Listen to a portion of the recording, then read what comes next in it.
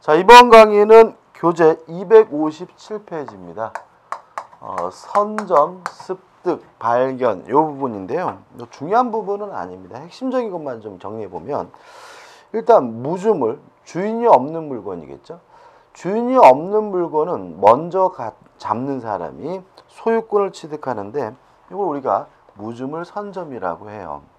주의하실 점은 첫 번째, 무주물 선점의 대상이 되는 것은 동산에 한해요.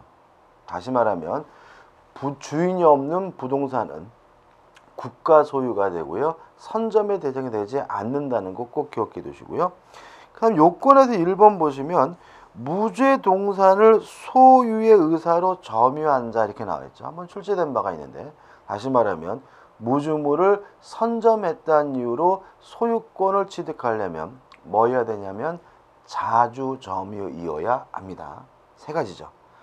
부동산은 선점의 대상이 아니다. 무주물인 부동산은 국가 거고요.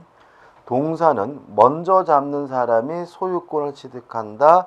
먼저 잡는 사람이 소유권을 취득하려면 그 점유는 무슨 점이어야 돼요?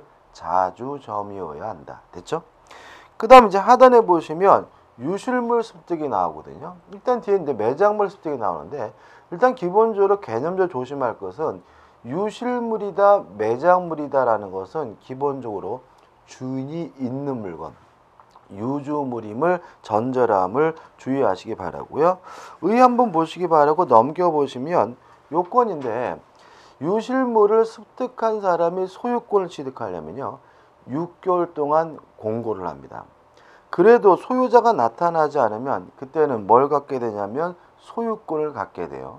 자, 그러면 보자고요. 유실물을 습득해야 돼요. 습득한다는 말은 점유를 취득해야 된다는 말인데 유실물을 취득했다는 이유로 소유권을 취득할 때는 굳이 자주점유일 필요 없다는 거 주의하시기 바라고요. 몇 개월 동안 공고하죠? 6개월 동안 공고한다. 이 정도죠. 그 다음에 3번 매장물인데 일단 매장물의 개념은 땅 속에 있든 물 속에 있든 건물 속에 있든 발견이 곤란한 상태에 놓여 있는 유주물을 우리가 매장물이라고 하고요. 이 매장물은 발견하면 소유권을 취득할 가능성을 갖는데 발견이란 말을 조심하시기 바랍니다. 발견만 하면 돼요. 따라서 매장물은 점유를 취득할 필요가 없다는 거 유의하시고 이것도 유주물이기 때문에 소유자를 찾기 위해서 1년간 공고합니다. 그래도 소유자가 나타나지 않으면 그때 비로소 뭘 취득해요? 소유권을 취득하죠. 수험적으로 우리가 주의할 점은 첫째, 무주물을 선점하기 위해서는 자주점유해야 된다. 두 번째, 유실물을 습득하기 위해서는 점유만 하면 되고 자주점유일 필요가 없다. 세 번째, 매장물의 발견의 경우에는 점유를 취득할 필요가 없다. 이걸 좀 꼭 기억해 두시기 바랍니다. 그 다음에 3번 해가지고 첨부 나와 있는데요. 뭐 의와 취지와 우측의 중심적 효과 한번 꼭 읽어보시기 바라고 바로 우측 하단에 부합으로 들어갈 건데요. 이 첨부에서 부합이 중요하긴 하고요. 근데 여기 소유권 부분에서는 일종의 개념 정리라고 생각하시면 돼요. 왜냐하면 이 부합에 대해서는 독립된 문제로 출제되는 것이 아니라 저당권이다, 전세권이다, 임차권이다. 다른 것과 결합이 돼가지고 좀 까다롭게 출제되는 경향이 있기 때문에 여기서는 정확하게 개념을 잡으시면 돼요. 우측 하단에 가번 부동산의 부합이 나오고 넘겨보시면 나번 동산 간의 부합해서 쭉 나오고 판례도 나와 있는데 이거를 좀 정리를 해서 기억해 두시면 됩니다. 일단 부합이라는 말이 나왔는데 이 부합이라는 말은 뭐냐면 결합됐다는 거예요. 달라붙었다는 말입니다. 달라붙어서 분리할 수 있다면 아무 문제가 없는데 만약에 분리하는 것이 불가능하거나 또는 과다한 비용이 든다면 이 달라붙은 물건의 소유자를 정해야 되는데 이걸 우리가 부합이라고 한다. 이게 뭐죠? 개념이고요. 첫째 문제가 되는 것은 부동산과 동산이 달라붙어서 떨어지질 않아요. 그러면 어떻게 되느냐? 부동산 소유자가 달라붙은 물건의 소유권을 취득합니다. 두 번째, 동산과 동산이 달라붙어서 떨어지질 않아요. 그러면 원칙적으로 두 물건 중에서 주된 물건의 소유자가 달라붙은 물건의 소유권을 취득하는 것이 원칙인데요. 다만 예외적으로 어떤 것이 주된 것이고 어떤 것이 종된 것인지 주종을 구별할 수가 없다면 이때는 가액의 비율에 따라서 달라붙은 물건을 뭐 하게 되냐면 공유하게 돼요. 이 간단하게 정리한 1번과 2번이 민법 조문입니다. 물론 이것도 꼭 기억해 두셔야 되고요. 잘 내는 편이고요. 그 다음 이제 판례들입니다.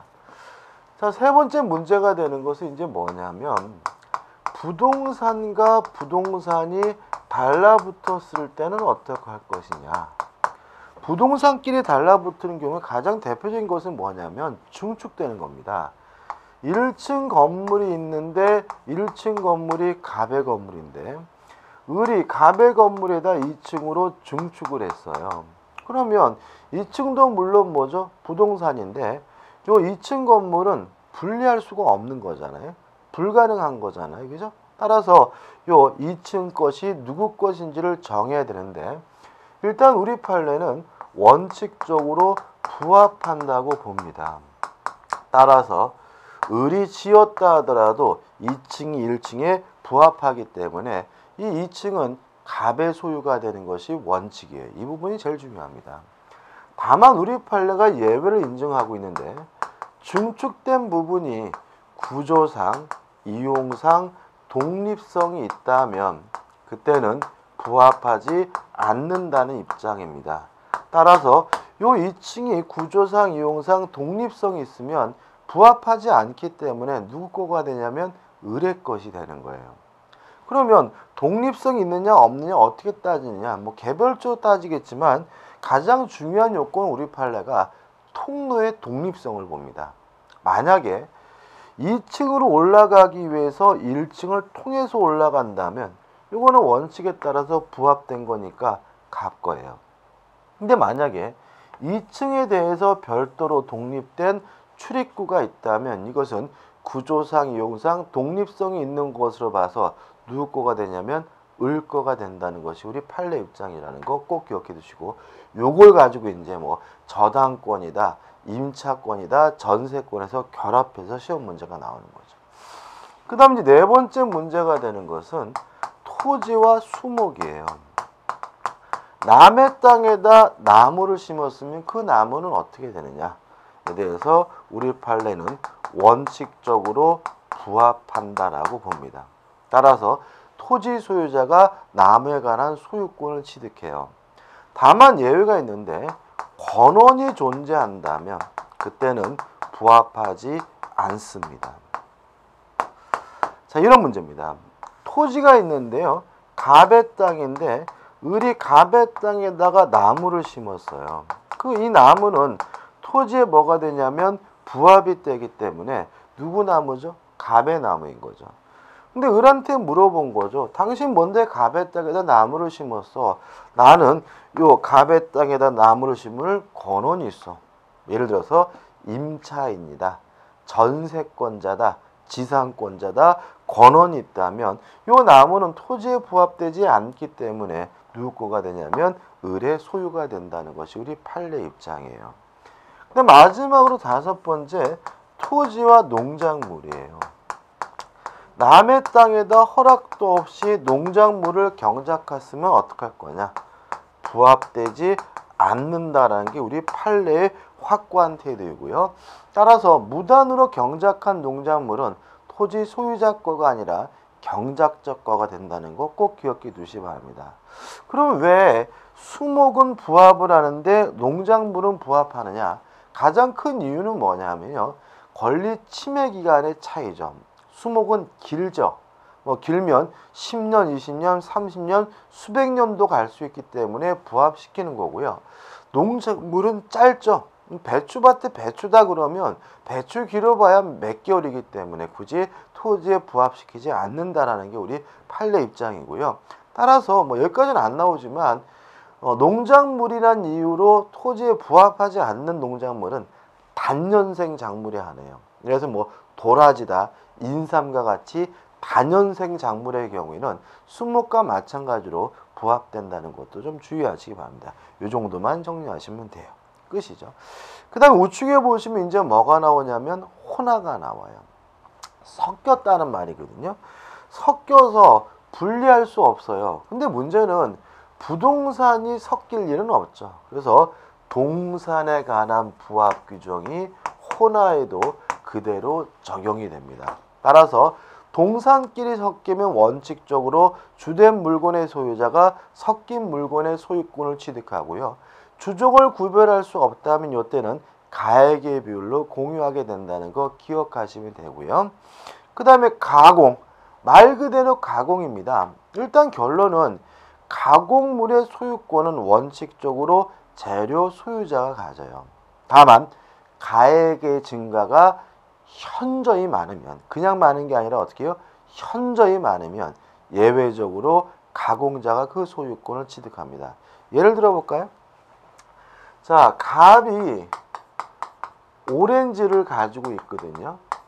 근데 오렌지를 가져다가 을이 뭘 만들었냐면 주스를 만들었어요. 그럼 이건 뭐죠? 가공인 거죠. 그러면 이 주스는 갑의 것이냐 을의 것이냐? 갑의 것인 거예요. 왜냐하면 원칙적으로 가공물의 소유권은 누구 거가 돼요? 재료 소유자 거가 되니까요. 근데 만약에 갑이 종이를 가지고 있는데 을이 갑의 종이를 가져다가 책을 만들었거든요. 그러면 종이가 책으로 바뀌면 가액의 증가가 현저히 많은 거죠. 따라서 이때는 책은 갑의 것이 아니라 누구 거가 돼요? 을의 것이 돼요. 조심할 것은 뭐냐면 오렌지를 주스로 만들면 가액이 증가하긴 해요. 그렇지만 이거는 현저히 증가한 것이 아니니까 원칙에 따라서 재료 소유자 거가 되는 거고요. 종이를 책으로 만들면 뭐 가액이 뭐죠? 엄청나게 증가하는 거죠. 여러분들 올해 시험에 합격하셔가지고요. 아, 공인중개사 이제 책 필요 없다라고 해가지고 그 고물상에 들고 와서 팔아보세요. 무게에서 팔면요 몇천 원도 안 되거든요. 왜요? 책이라는 것은 종이가 가치 있는 것이 아니라 그 안에 있는 뭐죠? 지식. 따라서 가액의 증가가 현저한 경우이기 때문에 이때는 가공자가 소유권을 갖게 되는 거죠. 끝입니다. 그 다음 6회 가지고 이제 소유권에 기한 물권적 충고권에서 넘겨보시면 반환 충고권, 방해 저고권, 방해 예방 충고권이 나오거든요. 요거는 우리가 따로 안 할 거예요. 왜 안 하냐면 우리가 물권법 총론 시간에 물권적 청구권 하면서 뭘 가지고 설명드렸어요? 소유권 가지고 설명드렸기 때문에 여러분들이 한번 읽어보시면 되는 거고요. 한 가지만 좀 보자고요. 자, 263페이지 중간에 4 소유물 방해 예방 청구권이 나오는데 제가 한번 읽어볼게요. 이렇게 나왔거든요. 소유자는 소유권을 방해할 염려가 있는 행위를 하는 자에 대하여 그 예방이나 손해배상의 담보를 청구할 수 있다. 여기서 가끔 문제가 나오는데 아주 치사하게 나와요. 예방이나 이나라는 두 글자입니다. 예방이나 손해배상의 담보니까 둘 중에 하나만 할 수 있는 거예요. 그래서 만약에 예방과 손해배상 담보 그럼 뭐예요? X예요. 치사하죠. 예방 그리고 손해배상의 담보 그럼 뭐예요? X라는 거. 요거 하나만 좀 추가로 주의하시기 바랍니다. 좀 치사하게 나옵니다. 그 다음 7 공동소유가 나옵니다. 이제 소유권의 마지막 부분인데 요 공동소유도 취득시험만큼 중요합니다. 왜냐하면 시험 문제를 반드시 내고 있는 추세고요. 따라서 공동소유도 시험 문제가 반드시 낸다라는 전제에서 교재를 죄송합니다. 보셨으면 좋겠습니다. 기침이 나오네요. 일단 공동소유를 들어가기 전에 제가 여러분들한테 표를 하나 그려드릴게요.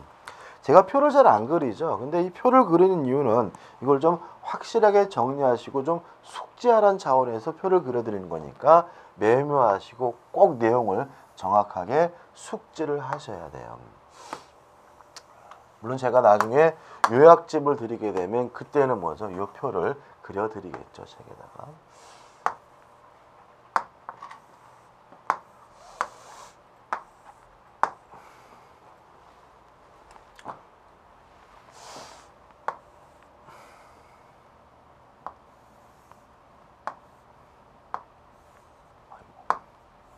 제가 좀 표를 좀 잘 못 그립니다. 자, 일단 공동 소유가요, 세 가지가 있어요. 공유라는 것이 있고, 합유라는 것이 있고, 총유라는 것이 있거든요. 먼저 의의를 검토해 보죠. 총유란 권리, 능력 없는 사단의 소유 형태가 총유입니다. 합유란 조합의 소유 형태가 합유예요. 공유란 기타 공동 소유 두 가지를 제외한 나머지 공동 소유가 뭐냐면 공유입니다. 여기서 우리가 공부하는 방법이 좀 조심할 것은 뭐냐면 공유 예를 외우시는 분이 있는데 외우시면 안 돼요. 왜냐하면 일단 다 외울 수가 없어요. 공유는 나머지 개념이니까요. 원칙적 공동 소유다 이런 말이고요. 결국은 공유냐 합유냐 총유를 구별하느냐 문제는 조합의 소유 형태가 뭐예요? 합이고 권리 능력 없는 사단의 소유 형태가 뭐죠? 총유다. 그 다음 중 공유를 찾아라 그러면 조합 빼고 권리 능력 없는 사단 빼면 되는 거고요. 그죠? 무슨 말 아시겠죠? 그죠? 따라서 공유를 뭐 하려고 하지 마세요? 외우려고 하지는 마시고요. 그럼 우리가 조합이 뭐냐, 권리 능력 없는 사단이 뭐냐 이걸 정확히 이해하셔야 되는데 일단 조합이라는 것은 뭐냐면요. 공동의 목적은 있어요. 그렇지만 그 구성원 간에 아무런 조직도 없고 체계도 없는 사람의 모임을 우리가 조합이라고 하는 겁니다. 그 다음에 권리 능력 없는 사단이 뭐냐 하면요. 일단 우리는 권리 능력을 취득하려면 법인이 되려면 반드시 설립 등기를 해야 되거든요.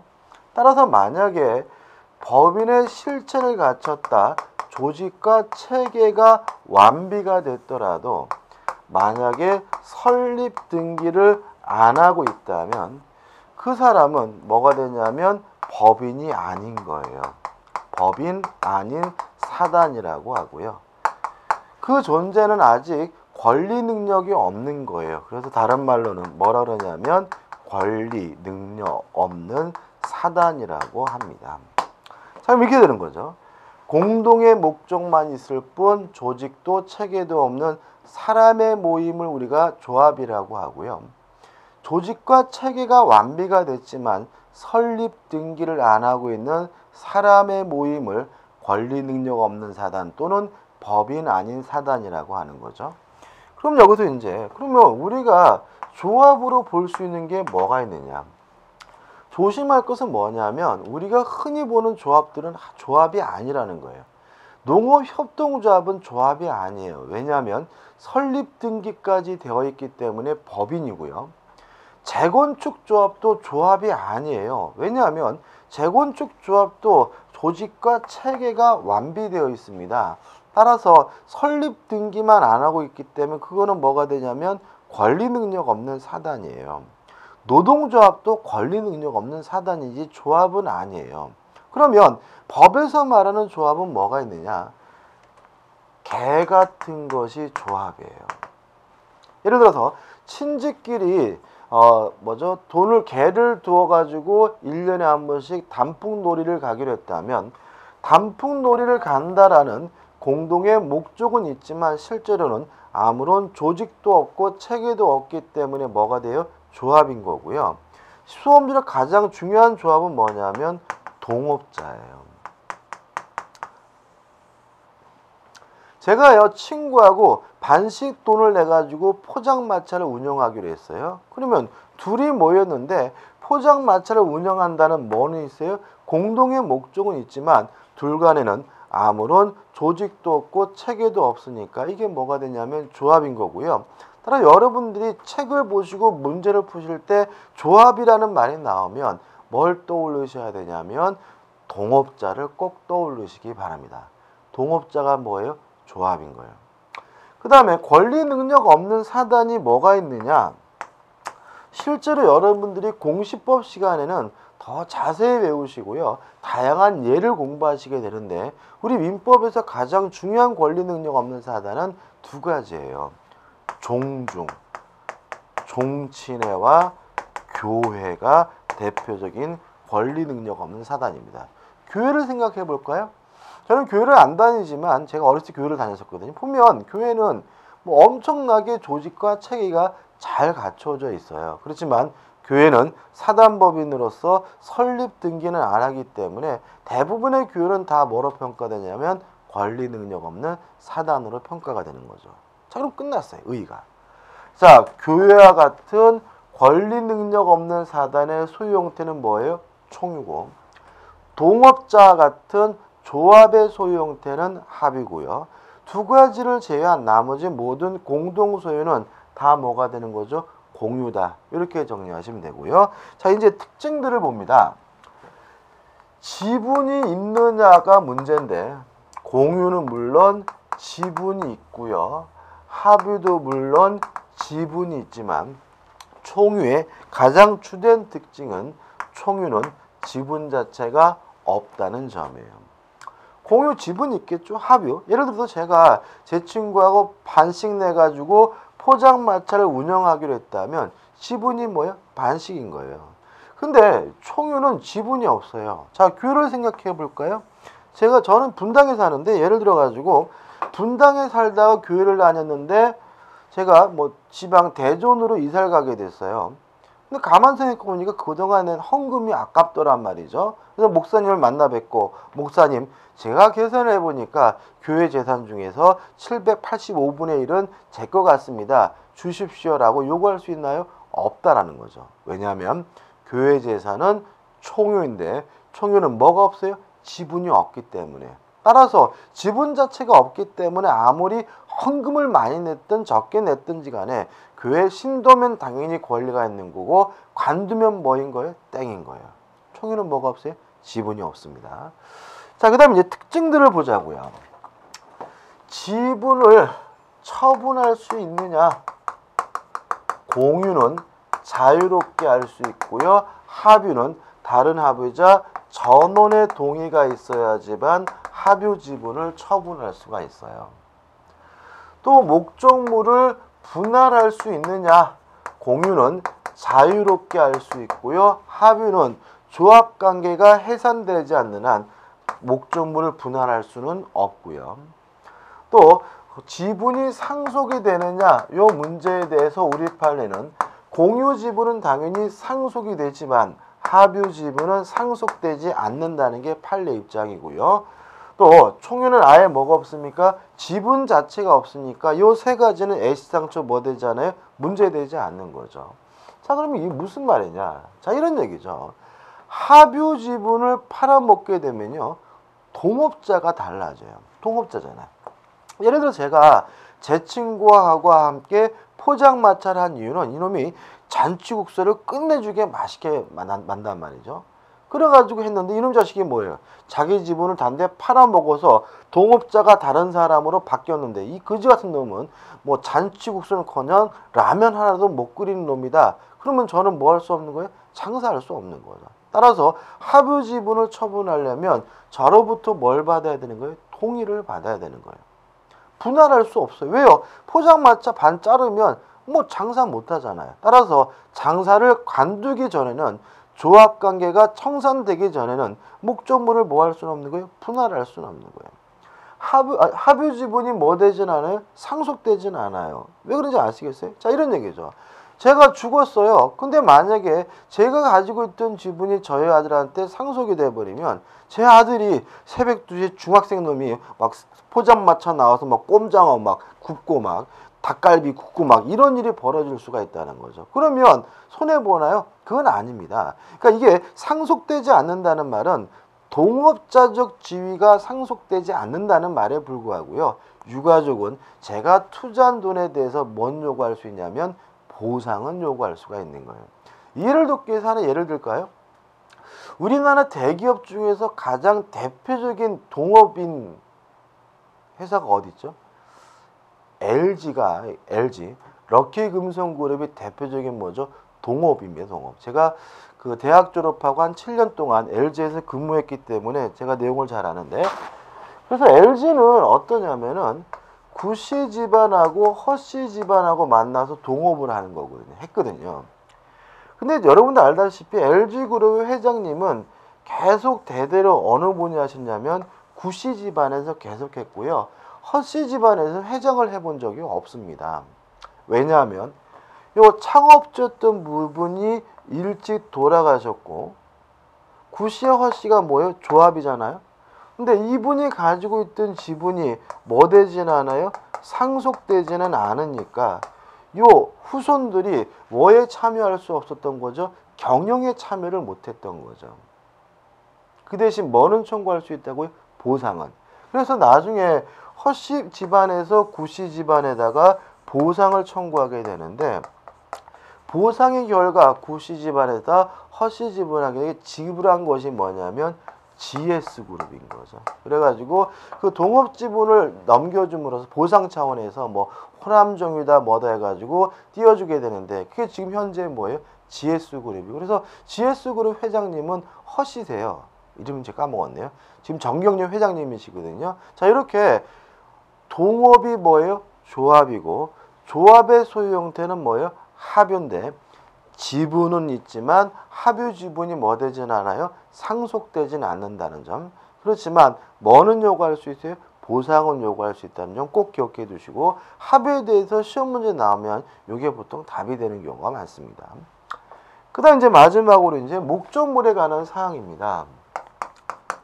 목적물에 관한 보존 행위는 공유든 합의든 단독으로 하게 되고요.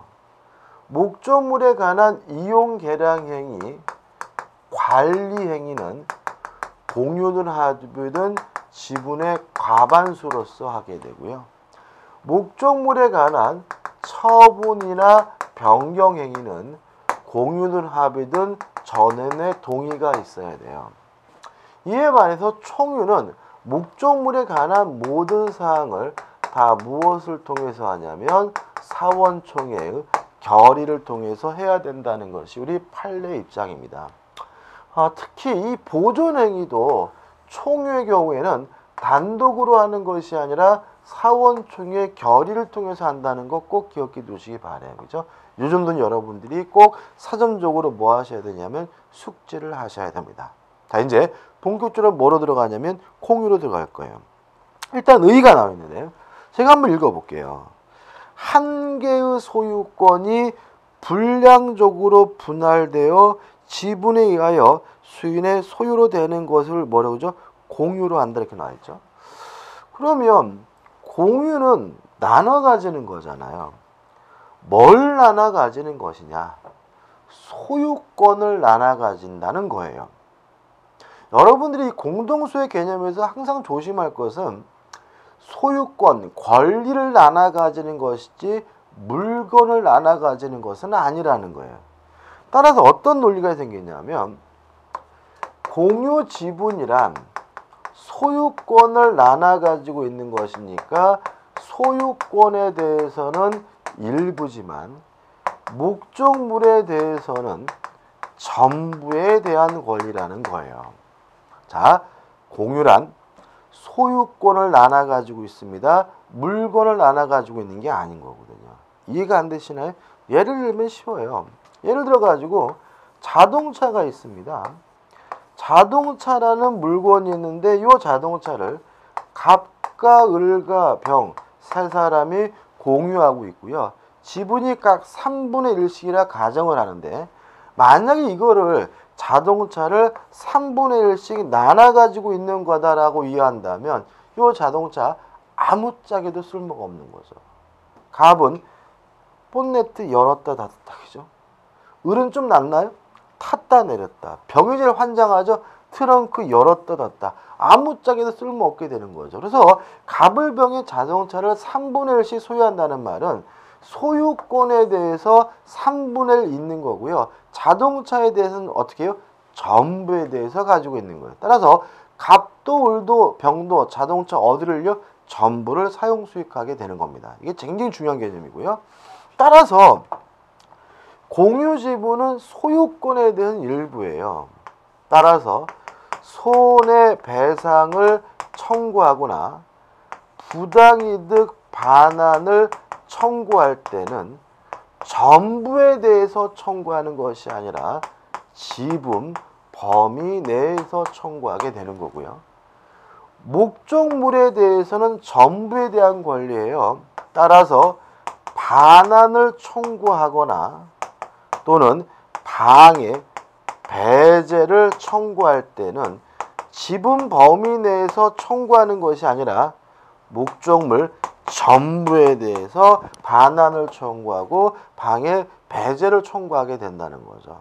그래서 이 표는 암기할 사항이고요. 이건 뭐 할 사항이? 이해할 사항이죠. 그죠? 그 다음 2번 공유에 성립해가지고 공유의 종류가 쭉 나오는데 이거 뭐 할 필요 없어요? 외울 필요가 없다.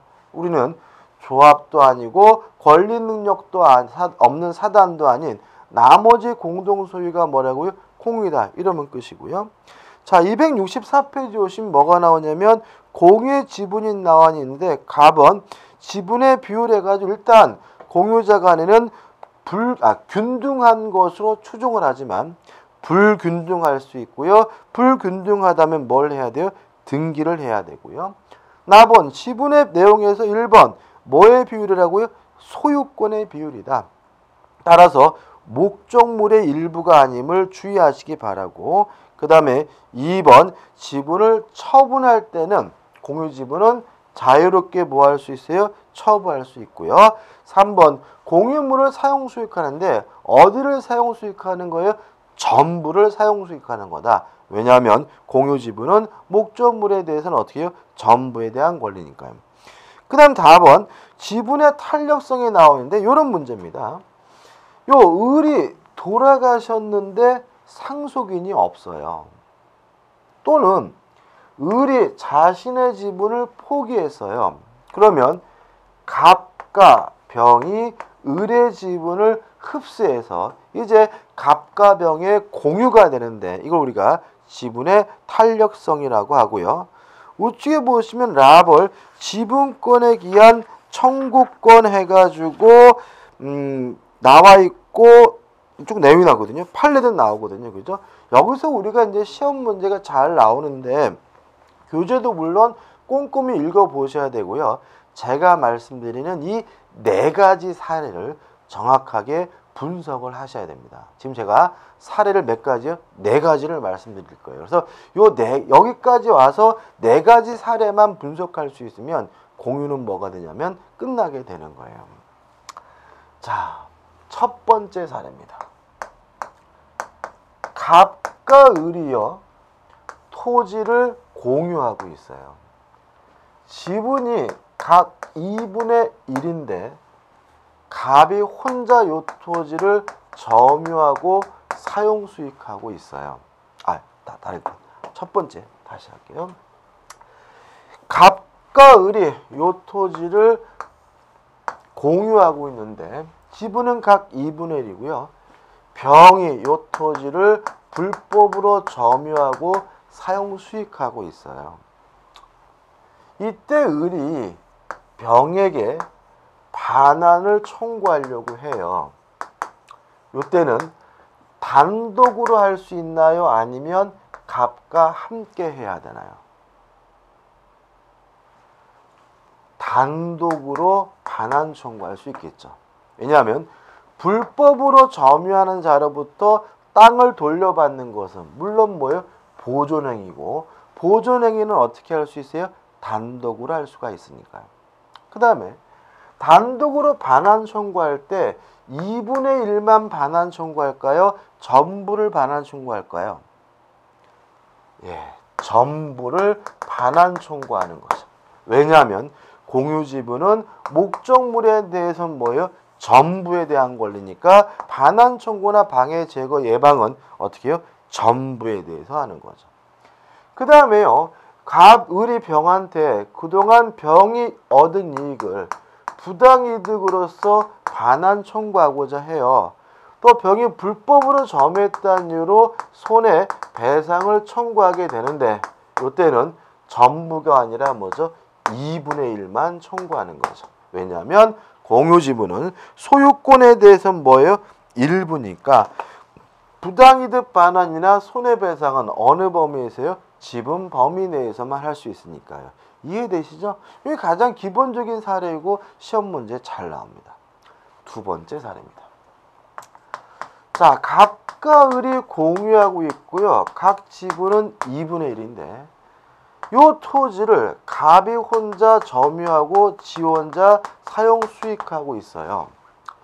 이때 을이 갑에게 요 토지 전부에 대해서 반환 청구하는 것이 가능한가?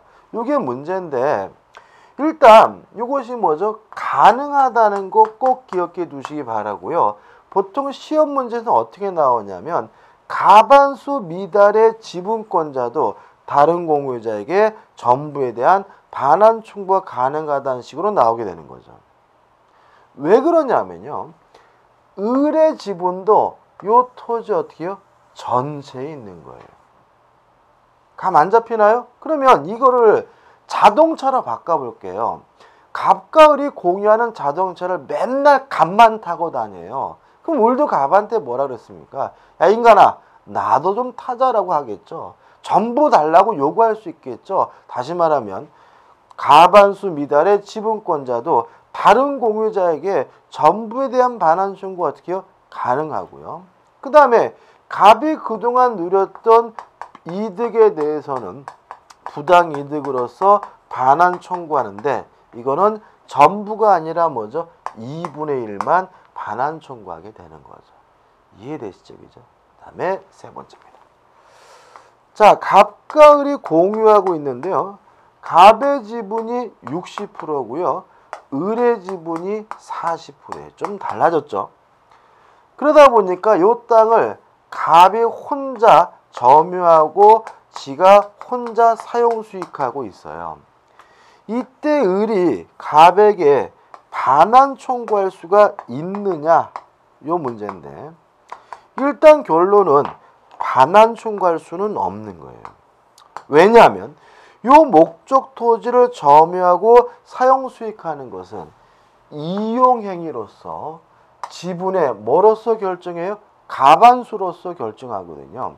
따라서 갑의 지분은 60%니까 갑은 내 혼자서 요 토지를 점유하고 사용 수익하겠다라고 결정하는 거 어떻게 해요? 가능한 거예요. 따라서 을은 갑한테 뭐 할 수는 없어요? 반환 청구할 수는 없는 거예요. 이해되시죠? 다만 갑의 사용 이익에 대해서는 부당이득으로서 반환 청구할 수 있는데 어느 범위에서요? 40% 범위에서 반환 청구하게 됨을 주의하시기 바랍니다. 이해되시죠? 뭐 자동차를 바꾸면 갑의 지분이 60초면 지 혼자 타고 다니겠다라고 해도 을이 뭐죠? 할 말은 없는 거예요. 다만 갑의 사용 이익에 대해서 뭐만 청구할 수 있는 거예요? 부당이득 반환만 청구할 수가 있는 거예요. 마지막으로 뭐죠? 네 번째 사례예요. 자, 갑의 지분이 60%고요. 을의 지분이 40%거든요. 근데 이 토지를 누가 점유하고 있냐면 병이 점유하고 있어요. 그래서 을이 가가지고 병한테 물어본 거죠. 아니 당신 뭔데 이 땅에 있어? 그랬더니 병이 갑과 만나가지고 임대차 계약을 했대요. 그 말은 갑이 단독으로 을에게 병에게 임대했다는 거죠. 그럼 여기서 이 임대차 계약은 정당한가요? 정당하지 않은 건가요? 정당하다는 거죠. 왜냐하면 목적 토지를 제3자에게 임대하는 것은 이용행위로서 지분의 과반수로서 결정할 수 있거든요. 따라서 갑의 지분이 60%라면 갑은 단독으로 제3자에게 뭐 할 수 있어요? 임대할 수 있는 거고요. 따라서 병은 정당한 임차인인 거예요. 따라서 을은 병에게 아무것도 청구하지 못합니다. 아무것도. 병에게 반환 청구할 수도 없고요. 병이 누리고 있는 이득은 정당한 이득이니까 부당이득 반환도 청구할 수 없어요. 다만 병이 갑에게 차임을 지급하고 있다면 누구한테요? 갑한테 지분 범위 내에서 부당이득 반환만을 청구할 수 있다는 것이 우리 판례 입장임을 주의하시기 바랍니다. 어렵진 않죠. 근데 이거를 정리 안 해두시면 나중 가서 문제 풀 때 자꾸 상식적으로 생각하시면 엉뚱하게 가게 되고요. 그럼 막 우와 이상하고 어렵고 힘들다 막 이러시 돼버릴 수 있으니까 요 네 가지 사례 꼭 기억해 두시기 바라고요. 이용한 건 뭐예요? 공유지분은 소유권에 대해서는 일부지만 목적물에 대해서는 뭐예요? 전부에 대한 권리다. 공유물에 관한 보존행위는 단독으로 하고 이용행위는 뭐죠? 지분의 과반수로서 결정한다. 이거 가지고 뭐죠? 이런 사례들이 만들어지고 판례가 나오는 거니까 꼭 잊지 마시기 바랍니다. 그래서 교재에 나와 있는 판례들도 제가 말씀드린 그 사례에 다 포함되는 판례들이니까 꼭 한번 읽어보시기 바랍니다. 자, 넘어갑니다. 넘어가셔가지고 이제 266페이지 오시면 나번 공유물의 처분 변경이 나오죠. 처분 변경하려면 뭐가 필요해요? 전원의 동의가 필요하는데 유의하실 것은 핵심 판례인데 단독으로 한 매매 계약은 유효냐 무효냐에 대해서 일단 매매 계약 자체는 무효가 아니라 유효임을 주의하시기 바라고요. 또 단독으로 이루어진 이전 등기는 무효냐 유효냐에 대해서 우리 판례는 처분한 사람의 지분 범위 내에서는 유효하다는 것이 우리 판례 입장이니까 주의하시기 바라고요. 다음은 공유물에 관한 부담은 지분 범위 내에서 부담하게 되고요. 5번 공유물 공유관계의 대외적 주장해가지고 가와 나가 나와 있는데 특별한 건 아닙니다. 쉽게 말씀드리면 이걸 볼까요? 자, 을이 단독으로 전부에 대한 반환 청구가 가능해요. 가능하다는 말은 함께 할 수 있지만 혼자 해도 상관이 없다는 얘기예요. 만약에 함께 병에게 반환을 청구한다면 이게 뭐냐면 공유관계의 대외적 주장이고요. 이때는 갑과 을이 함께 해야 돼요. 쉽게 말하면 나한테 돌려달라고 할 수도 있고요. 우리에게 돌려달라고도 할 수 있는 건데 우리에게 돌려달라고 하는 것은 뭐예요? 공유관계의 대외적 주장이고 이때는 어떻게 해요? 갑과 을이 함께 해야 된다는 의미니까 유의하시기 바랍니다. 여기까지 하고요. 다음 강의는 이어서 들어가도록 하겠습니다.